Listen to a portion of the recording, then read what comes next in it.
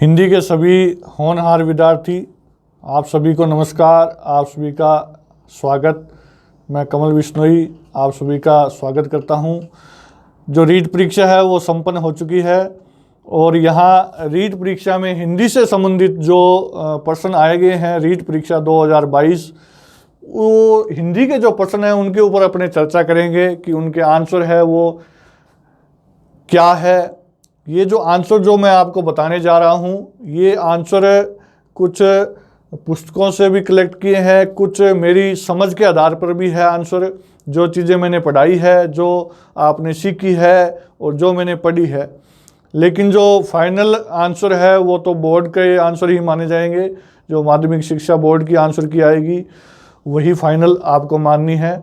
तो ये जो आंसर है ये इनके ऊपर आपने क्या करेंगे, सिर्फ आज चर्चा करेंगे कि इसके आंसर क्या हो सकता है।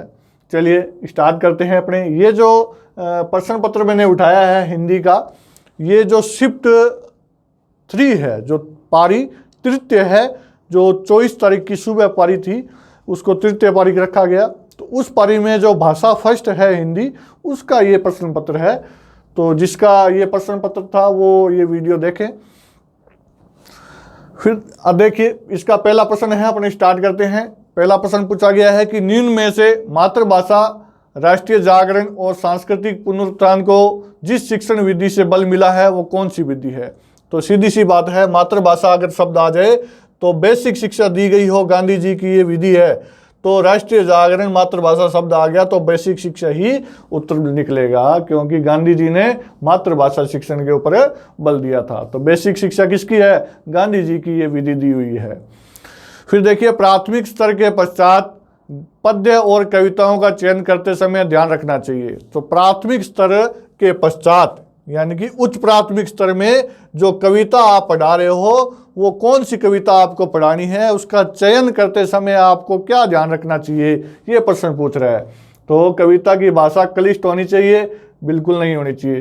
कविता जीवन से दूर कृत्रिम होनी चाहिए? बिल्कुल नहीं होनी चाहिए। कविता की भाषा कक्षा स्तर के अनुकूल हो? बिल्कुल। कविता की जो भाषा है वो आपकी कक्षा के स्तर के हिसाब से ही होनी चाहिए। कविता कल्पना जगत में विचरित नहीं करती है, ये भी लाइन क्या है? गलत है, क्योंकि कविता है वो तो कल्पना जगत में ही विचरित करती है। कवि है वो कविता लिखता है, तो कवि तो हमेशा ही क्या होता है? कल्पनाशील ही होता है। फिर देखिए आगे वाला प्रश्न, विद्यार्थी सही ढंग से लिखे और उसके लेखन कौशल में निरंतर विकास हेतु आवश्यक है। तो सही ढंग से विद्यार्थी लिखे, इसके लिए अपने को क्या करना है, ये अपने को देखना है। अध्यापक विद्यार्थी लिपि, शब्द और वाक्य रचना की अशुद्धियों को दूर करते रहे, ये तो बिल्कुल जरूरी है। अच्छा लेखन करने पर असीमित प्रशंसा की जाए। असीमित प्रशंसा का मतलब क्या होता है? प्रशंसा तो करो आप। अगर किसी बच्चे ने सही लिखा है, शुद्ध लिखा है, सुंदर लिखा है तो उसकी प्रशंसा करनी चाहिए, लेकिन क्या नहीं करनी चाहिए? असीमित प्रशंसा नहीं करनी चाहिए। उसकी बढ़ा चढ़ा करके उसको चने के झाड़ पर नहीं चढ़ा देना चाहिए। विद्यार्थी के साथ सहानुभूति व्यवहार नहीं किया जाए, बिल्कुल करना चाहिए। विद्यार्थी के साथ कौन सा व्यवहार करना चाहिए? सहानुभूतिपूर्ण व्यवहार करना चाहिए अपने को। कक्षा में उचित फर्नीचर व्यवस्था की उपेक्षा की जाए, बिल्कुल नहीं करनी चाहिए उपेक्षा। कक्षा में उचित फर्नीचर भी हो, ये अपने को ध्यान रखना चाहिए। नहीं, उचित फर्नीचर नहीं होगा तो बच्चे को लिखने में बैठने में दिक्कत आएगी। तो इसका उत्तर क्या निकलेगा? 1 नंबर उत्तर निकलेगा। विद्यार्थियों में पठन कौशल विकसित करने हेतु उचित उपाय है। तो पठन कौशल के लिए, पठन कौशल का मतलब पढ़ने का जो कौशल है वो पढ़ना विद्यार्थी सीख जाए, अच्छी तरह से सीख जाए, इसके लिए क्या करना चाहिए, ये प्रश्न पूछा गया है। तो पुस्तकालय में संदर्भित पुस्तकें लेने, पढ़ने और अधिगम आवश्यक सामग्री खोज का अवसर दिया जाए। यानी कि बच्चे को पढ़ना आना चाहिए, इसके लिए क्या करना चाहिए? अपने को अपने स्कूल में पुस्तकालय है तो उसको अच्छी अच्छी किताबें बतानी चाहिए कि बेटा ये किताब लेके आ, तू इसको पढ़। और पढ़ने के लिए जो उसको आवश्यक सामग्री है वो उपलब्ध करवा देनी चाहिए। तो यही चीज़ करनी चाहिए अपने को। ये चीज़ें क्या लिखी है देखते हैं। अध्यापक द्वारा अभिप्रेरणा का ध्यान नहीं दिया जाए, बिल्कुल देना चाहिए ध्यान। विद्यार्थी अशुद्धि शब्द उच्चारण की उपेक्षा की जाए, बिल्कुल नहीं करनी चाहिए। अगर विद्यार्थी ने अशुद्ध शब्द बोला है तो उसको आप शुद्ध बताइए कि भाई बेटा ये अशुद्ध शब्द है और ये वाला है इसका शुद्ध शब्द है।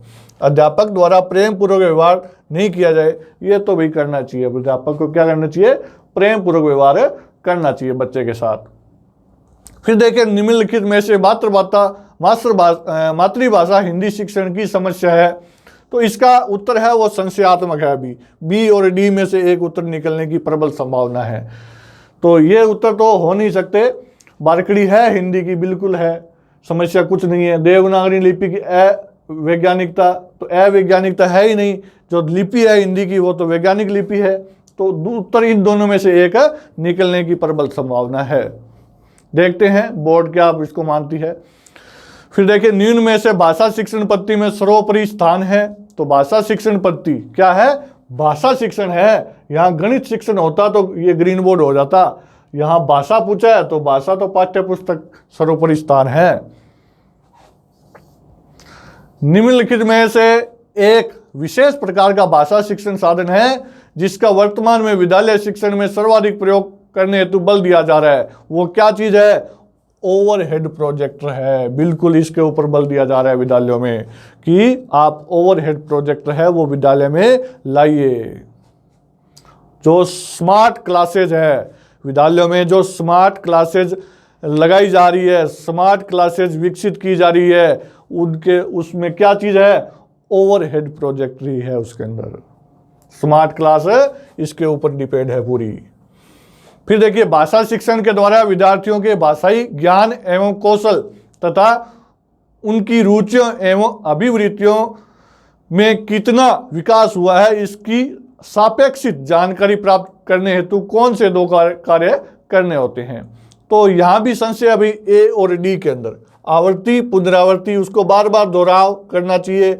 ये भी हो सकता है मापन और मूल्यांकन, मापन द्वारा प्राप्त मापों की व्याख्या करनी चाहिए, ये भी हो सकता है। संशय अभी इसके ऊपर ए और डी में देखते हैं बोर्ड क्या मानता है इसको। फिर देखिए, भाषा शिक्षण के क्षेत्र में मापन की सर्वाधिक प्रयोग में ली जाने वाली विधि है, तो मापन के लिए प्रश्नावली विधि है। प्रश्नावली विधि को क्या कहते हैं? परीक्षा विधि कहते हैं।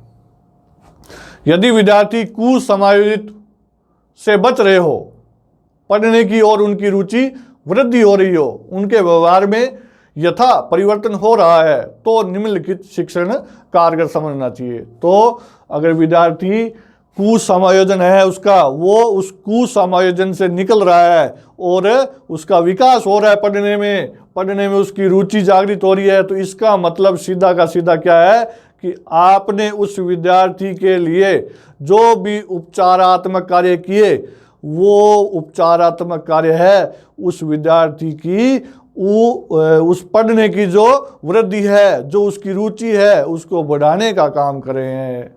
तो सीधा सा बात है कि आपका उपचारात्मक जो शिक्षण है वो प्रभावी है। रेखाकित देनदिनी शब्द रूप है, तो देनदिनी रेखाकित यानी कि यहाँ देनदिनी को रेखाकित किया गया है। तो यहाँ देखिए लाइन को पढ़िए आप, खुशी बांटने से बढ़ती है और दुख। देखिए, कभी भी इस प्रकार के पैराग्राफ से संबंधित प्रश्न आए तो आपको कितना भी सरल प्रश्न हो, पैराग्राफ पढ़े बिना उत्तर नहीं देना चाहिए। ये एक राय है मेरी तरफ से आपको।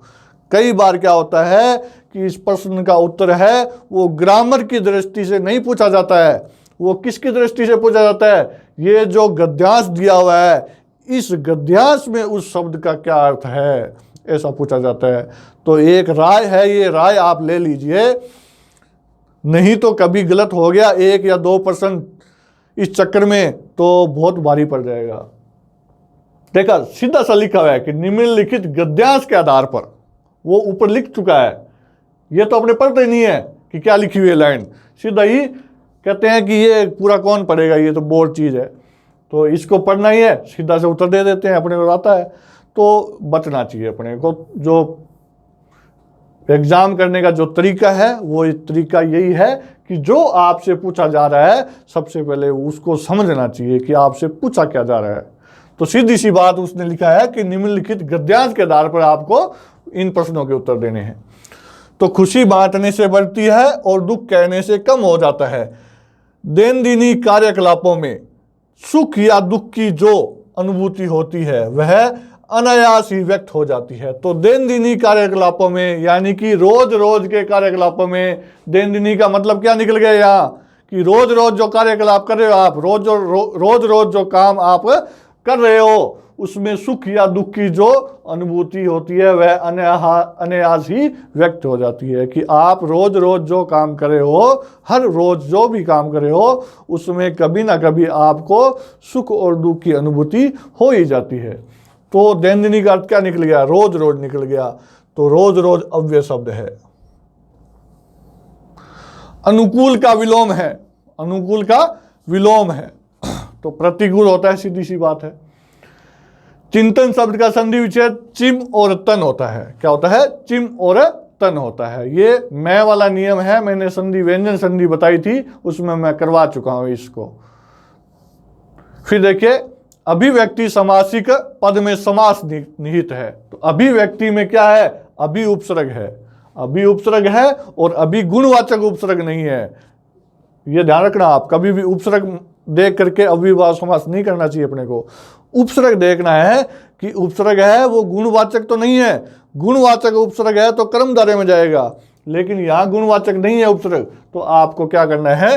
अव्ययभाव समास करना है। फिर देखिए निम्नलिखित में से तत्सम शब्द है। तो तत्सम शब्द कौन सा है?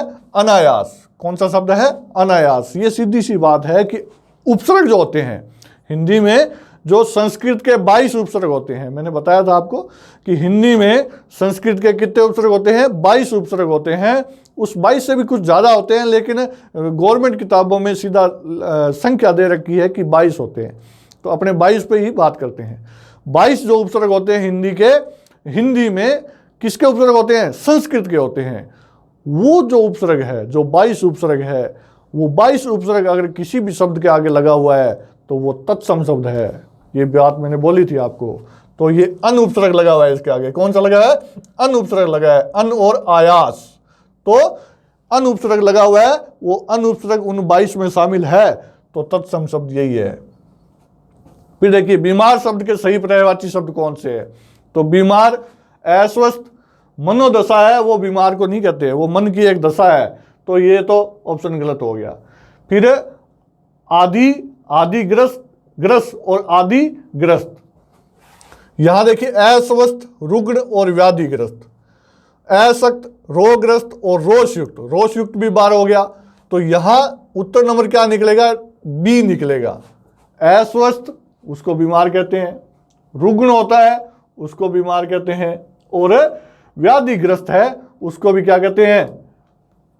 बीमार को ही कहते हैं। यहां क्या लिखा देखो, व्याधिग्रस्त है, यहां क्या है? ग्रस्त है। इतना ही अंतर है भाई, व्याधिग्रस्त है यहां, तो बीमार के ये 3 निकलेंगे। निम्न में से वर्तनी की दृष्टि से शुद्ध शब्द है। तो शुद्ध शब्द क्या है? स्पष्ट है। बाकी सभी में क्या आना चाहिए? ठ आना चाहिए। क्या आना चाहिए? ठ, ठठेरा वो आना चाहिए। लेकिन दे रखा क्या है? ट दे रखा है, ट से टमाटर दे रखा है। आना क्या चाहिए? ठ से ठठेरा आना चाहिए। कनिष्ठ, गरिष्ठ, वरिष्ठ सभी में ठ आएगा, और इसमें क्या आएगा? ट आएगा, स्पष्ट। देखिए स्पष्ट शब्द लिखा हुआ है। अगर कोई ऐसा बच्चा है जो ये प्रश्न हल करना चाहता था और उसने ये पढ़ा नहीं पैराग्राफ, तो वो यही मात खा जाता था, क्योंकि यहाँ देखो स्पष्ट शब्द लिखा हुआ है यहाँ, ये देखिए, तो यही इसका उत्तर लिखा हुआ है। अपने विचारों को प्रकट करने के लिए जिस माध्यम का सहारा लेते हैं उसे क्या कहते हैं? उसे भाषा कहते हैं। बिल्कुल, ये भाषा की परिभाषा है एक, ठीक है। भाषा टॉपिक जब मैंने करवाया था तो परिभाषा भी बताई थी कि अपने विचारों को जब प्रकट करते हैं, जिन ध्वनि चिन्हों का हम प्रयोग करते हैं अपने विचारों के प्रकट के लिए, अपने विचारों के आदान प्रदान के लिए, तो उसको क्या कहते हैं? भाषा कहते हैं। एकार्थी शब्द कौन सा है? एकार्थी शब्द कौन सा नहीं है? तो एकार्थी शब्द कौन सा नहीं है? स्वभाव नहीं है। सभी सात, सात, सादात, सामान, यानी कि से वाले हैं। और इन तीनों का अलग अलग अर्थ है। इन तीनों का क्या है? अलग अलग अर्थ है। इन तीनों में से एक अलग कौन रह गया? स्वभाव रह गया अलग। बीमारी के समय हमारे मुंह से हे राम की ध्वनि या दुख की अवस्था में कई बार ओ माँ निकल पड़ता है। रेखांकित शब्द कौन सा है? तो ये अव्यय है। और अव्यय कौन सा है? विस्मयादिबोधक अव्यय है। कौन सा है? विस्मयादिबोधक अव्यय। देखिए, एकार्थी शब्द एक तरह से युग्म शब्द ही होते हैं जो देखने में एक जैसे लगते हैं लेकिन उनमें सूक्ष्म अंतर होता है।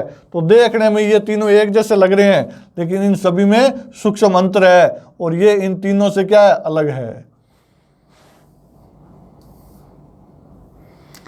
रेखांकित अपेक्षा शब्द का अर्थ है। तो अपेक्षा किसे कहते हैं? आकांक्षा को कहते हैं कि आपसे मुझे ये अपेक्षा नहीं थी और आपसे मुझे ये आकांक्षा नहीं थी। तो दोनों का अर्थ क्या है? एक ही है।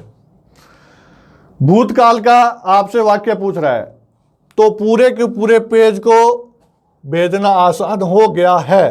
तो हो गया है तो ये कौन सा है? आसन भूत है। ये क्या है? आसन भूतकाल है। जब काल करवाए थे तब बताया था कि सामान्य भूतकाल की क्रिया के साथ है नामक सहायक क्रिया जुड़ जाती है तो क्या बन जाता है? आसन भूतकाल बन जाता है। लेकिन आपसे अपने को सीधा भूतकाल पूछ रहा है तो था, थी, थे वाले देखने हैं अपने को। कौन सा देखना है? था, थी, थे वाले देखने हैं। ये भी प्रश्न है एक प्रकार से संशयात्मक स्थिति में जाएगा। दोबारा कह रहा हूं, ये प्रश्न भी संशयात्मक स्थिति में जाएगा क्योंकि यहां जो पहली लाइन है, जो फर्स्ट लाइन है उसमें आसन भूतकाल बन रहा है। जैसे पूरे के पूरे पेज को भेजना आसान हो गया है। हो गया है इसका मतलब बात बीत चुकी है। अब देखते हैं कि इसके ऊपर कोई ऑब्जेक्शन लगता है या नहीं लगता है। लेकिन अगर बोर्ड इसका उत्तर मानेगा तो सी ही मानेगा। सबसे पहले क्या मानेगा? सी ही उत्तर मानेगा। अगर ऑब्जेक्शन लगता है, कुछ बोर्ड अपने समझ से कुछ इसमें हेर फेर करना चाहे तो डिलीट हो सकता है, वरना सी उत्तर मानेगा इसका। लेकिन यहां आसन भूतकाल बन रहा है। देखो, यहां अगर ये होता पूरे के पूरे पेज को भेजना आसान हो गया तो हो गया इसका मतलब ये क्या है? सामान्य भूतकाल। हो गया है आसन भूतकाल। लेकिन उत्तर क्या है? बोर्ड की जो आंसर की आएगी उसमें संभावना यही है कि पहली आंसर की आने पे उसका उत्तर सी ही माना जाएगा। फिर देखते हैं फाइनल क्या माना जाता है। ये आगे के समय के ऊपर निर्भर है। तो जाएगा इसका मतलब ये तो भविष्य काल है। होते हैं इसका मतलब ये सामान्य है। सामान्य वर्तमान काल है। निम्नलिखित में से स्त्रीलिंग शब्द कौन सा है? तो ये वही बात आ गई, मैंने बताया था आपको। इसकी स्त्रीलिंग पुल्लिंग का ध्यान रखना है तो उसके आगे होता है, होती है लगा दो, बस आपको तुरंत पता चल जाएगा कि ये स्त्रीलिंग है या पुल्लिंग है। तो काफुर, काफुर होता है या काफुर हो गया। काबिल होता है या काबिल हो गया। कापुरुष होता है या कापुरुष हो गया। काफी, काफी है वो होती है। ठीक है। इस तकनीक का इस्तेमाल किया में रेखांकित का बहुवचन बदलने पर होगा तो तकनीक से तकनीको हो जाएगा और इससे इन हो जाएगा। निम्नलिखित में से शब्द का हिंदी मानक रूप है तो ये हिंदी मानक रूप संभव है, वो एक हिंदी शब्द है। बाकी विदेशी है तीनों ही। बाकी तीनों ही क्या है? विदेशी शब्द है। सावन शब्द का शुद्ध हिंदी रूप क्या है? श्रावण होता है। तो श्रावण है वो तत्सम शब्द है और ये सावन है ये तद्भव है। शुद्ध हिंदी रूप पूछा है तो श्रावण है। तुम दौड़कर चलते हो रेखांकित पदबंध का उदाहरण क्रिया विशेषण है। दौड़कर, ये मैंने बताया था कि ये अगर ऑप्शन में आ जाए, वाक्य में मिल जाए, आपको पूर्वकालिक क्रिया मिल जाए, कर, करके ये मिल जाए तो आपको क्रिया विशेषण करना है। ठीक न्याय करना अर्थ प्रकट करने वाला मुहावरा है। तो ठीक न्याय करना तो सीधी सी बात है, दूध का दूध और पानी का पानी करना। घरेलू शत्रु प्रबल होता है, ये सीधी सी बात है, घर का भेदी होता है वही लंका ढाता है। तो घर का भेदी मतलब घरेलू शत्रु। कलकत्ते की राजधानी बताओ, इस वाक्य में प्रयुक्त चिन्ह को क्या कहते हैं? ये देखिए आपसे वो क्या पूछ रहा है, इस वाक्य में प्रयुक्त चिन्ह को, कि यानी कि प्रयोग किया हुआ है इसके अंदर, वो चिन्ह बताना है। तो पूर्ण विराम का प्रयोग किया गया है। तो ये संभावित प्रश्न के उत्तर बताए हैं मैंने। बाकी जो बोर्ड की आएगी वही अपने को फाइनल माननी है। अपने इनके ऊपर चर्चा की है, अब आपको देखना है कि आपके सही कितने हैं और गलत कितने हैं। तो जिसके बच्चे के कुल 150 में से क्वालिफाई नंबर है, जिसके 90 प्लस या जो भी आरक्षण इसमें दिया गया है वो जोड़ करके वो क्वालिफाई है अगर दूसरे पेपर के लिए, तो वो अभी से इसकी तैयारी, रीट की तैयारी शुरू करे। रीट की नहीं, जो थर्ड ग्रेड परीक्षा की तैयारी है, तो थर्ड ग्रेड की परीक्षा होने वाली है उसकी तैयारी करे। रीट तो संपन्न हो चुकी है। और जिसके 90 क्वेश्चन नहीं बन रहे हैं या क्वालिफाई नहीं हो रहा है, तो वो हताश नहीं होना है उसको, और इस रीड को भूल जाना है। एक बार रीड को भूल जाना है और जो सेकंड ग्रेड में उसका जो भी विषय बन रहा है उसको चुन ले वो, और कल से ही तैयारी शुरू कर दे अपनी। अभी सेकंड ग्रेड परीक्षा में काफ़ी टाइम पड़ा है, तो अगर रात दिन मेहनत करेगा तो वो उसमें हो सकता है कि भगवान ने उसको थर्ड ग्रेड के लिए नहीं चुना हो और सेकंड ग्रेड के लिए चुना हो। तो इसमें कोई भी चीज़ गलत नहीं है। अगर फिर भी नंबर कम रह जाते हैं तो हो सकता है कि आपको सिर्फ सेकंड ग्रेड के लिए चुना गया है, थर्ड ग्रेड के लिए चुना गया है ईश्वर के द्वारा, तो आप मेहनत करनी स्टार्ट कर दीजिए।